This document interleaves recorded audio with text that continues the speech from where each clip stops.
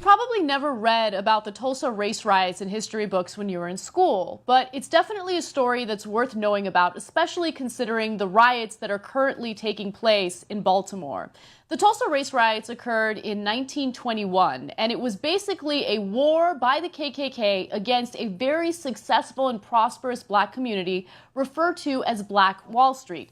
According to reports, the best description of Black Wall Street, or Little Africa as it was also known, would be to compare it to a mini Beverly Hills. It was the golden door of the black community during the early 1900s, and it proved that African Americans could create a successful infrastructure. Black America's most prosperous community, Black Wall Street in Tulsa, Oklahoma, went up in flames June 1st, 1921 in a KKK-led Tulsa race riot.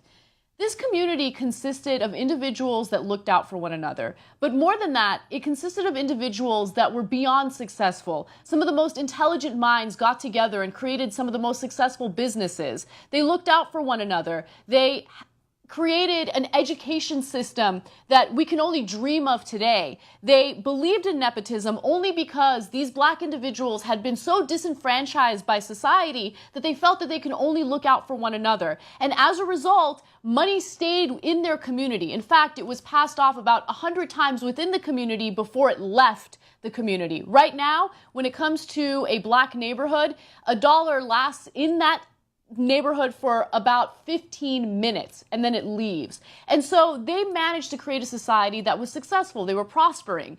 But it turns out that white individuals in neighboring areas were not too happy about that, particularly the KKK. So this led to a riot, and the way the KKK crafted this riot shows you exactly how deep that jealousy and that envy was. What they did is they accused a man of raping a white woman. But of course that man didn't rape anyone. They just wanted to accuse him so they could go into the community and start violence and trouble. And so they accused this man.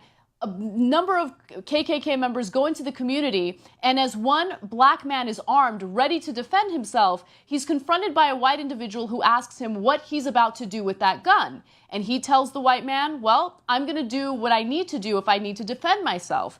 At that point, there was a physical altercation over the gun. The white man gets shot and he's killed, and then the riots erupt. Now, the outcome of this is beyond disturbing.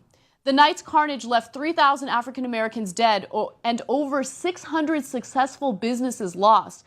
Among these were 21 churches, 21 restaurants, 30 grocery stores, and 2 movie theaters, plus a hospital, a bank, a post office, libraries, schools, law offices, a half dozen private airplanes, and even a bus system.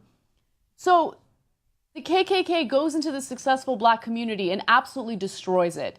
And so when we talk about violence in the United States, and when we talk about things like white privilege or institutional racism, this is why it's incredibly important to take these issues seriously. Because when you look at the black community and you wonder why it is that they're angry, why it is that they're rioting, why it is that they're fighting back against things like police brutality and institutional racism, you have to look at the historical context of this country. You have to consider the fact that there was no restitution in this case. These people, 3,000 people, lost their lives. Their businesses were lost. What they had built was completely demolished.